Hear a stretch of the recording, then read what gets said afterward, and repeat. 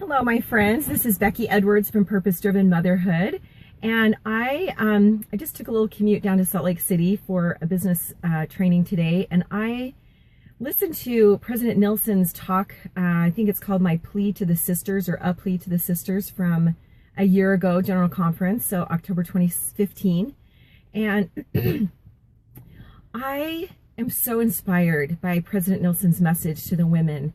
It reminds me of a quote that I have looked at. I have it in my closet. I've looked at it over and over and over, that President Kimball actually said, and I don't know the year, but he died on my birthday in 1985.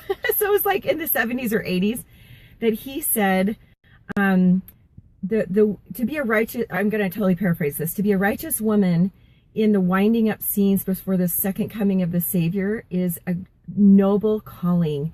And that, oh, my connection is weak. I hope I'm still on here. I'm just going to assume I am. To be a righteous woman in the winding up scenes before the second coming of the Savior is a noble calling. And that your influence as a woman in these trying, challenging times, it can be tenfold what it can be in more tranquil times. And I was looking at that quote recently and pondering it, and a thought came to my mind that I really believe is true. The thought was that number is greatly outdated. And I thought, yeah, that's right. That's right. For example, I am teaching classes that reach online audiences as well as in-class audiences that are reaching across the world in other states and other countries. I could never have done that back in the 70s or 80s. Another way that shows is, well, the internet, I think, is the biggest reason that number is greatly outdated. I have a blog that I just started a few years ago just to help other homeschool moms figure things out, because I was relatively new.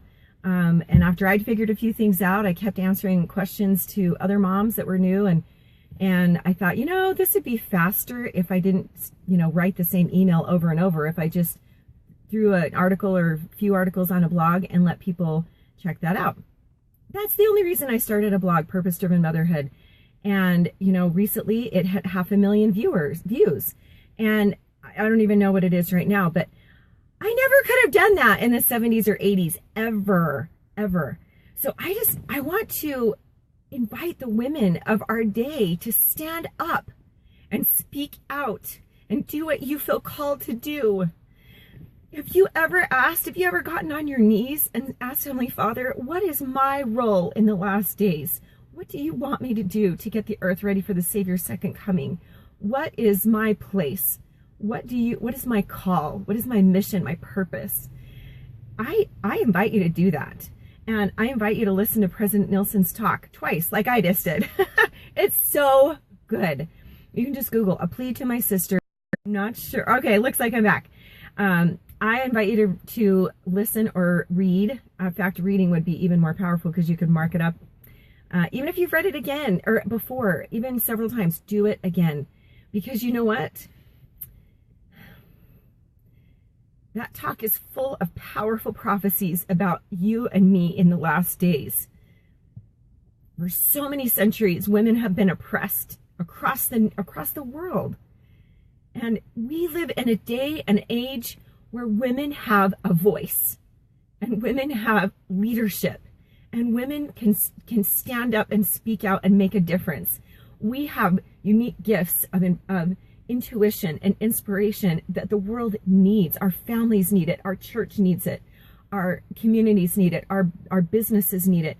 Whatever you feel called to do, stand up and do it. If you feel called to homeschool your children, you get on your knees and make sure that call is from God, and then you do whatever it takes to follow that. If you feel called to create a business, you get on your knees, get a witness that is from God, and do whatever it takes to create that. If you feel called to be the very best grandma you can be or the very best mom you can be, you do it. You do it.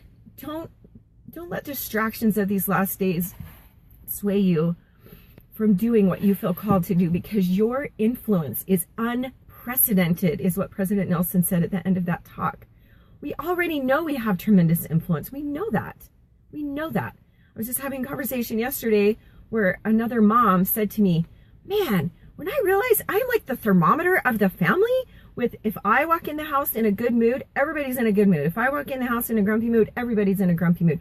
We know we have tremendous influence. Our mood, our energy, our conversion, our faith, our stability, our solidness, we affect those around us. So that's my invitation for you. Read President Nelson's talk again or listen to it again. Get on your knees. Ask him, what am I called to do? What is my mission, my purpose in these last days? And tell me the first step to do it. And I guarantee you, just like Nephi said, I'll go and do what the Lord has commanded because I know he'll make a way.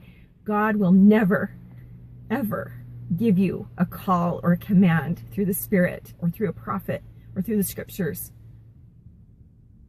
without giving you the power to do it.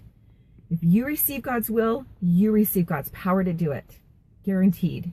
Elder Scott talks about that. Nephi talks about that. It's just one of God's laws. If you receive God's will, you receive his power to do it. And women, you and I need to stand up and let's do this. Have a fabulous day.